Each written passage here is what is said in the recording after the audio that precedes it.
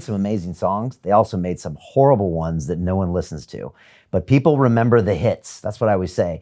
And a hit comes from you showing up with all your intention and taking a risk, really. Probably maybe on a new idea, a new concept. I'm sure this happens with your books and your songs.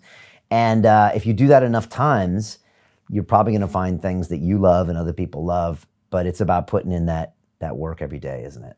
It is. And the other thing I wanted to mention, based on some of what you said earlier with the teaching that you're doing, and you have people that come in and they're afraid of writing a blog post or doing a podcast, or they're afraid of how they're going to be judged.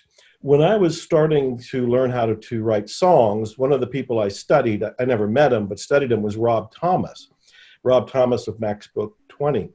And I remember in an interview, he said, you have to be unafraid of what, hold on, it's coming to me. You have to be willing to suck. You have to be willing to suck.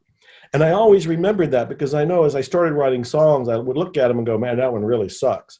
But it was okay, because I was learning songwriting. I also remember another time I was struggling with songwriting. I'm reading books. I had taken that course. I had studied with Melissa Etheridge at her house in her studio.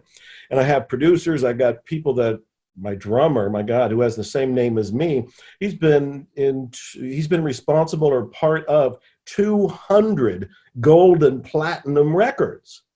And so I look at all of this as I'm struggling with my music, and I'm reminding myself of what Rob Thomas said: be willing to suck. Because as you're willing to suck, you're actually becoming more creative.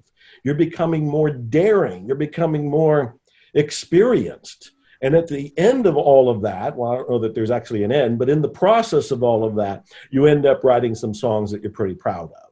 My last singer-songwriter album was called The Great Something, partly titled because of my work with Melissa Etheridge, but also the song, The Great Something. I am so proud of that song, but I could not have written that song as the very first one that I wrote, because the first one, I had to be willing to suck to be able to learn and grow and process. And then out of all of this body of work, after the fact, when the dust settles, a few people will come by and go, you know what, there were a couple songs he wrote that were really, really good.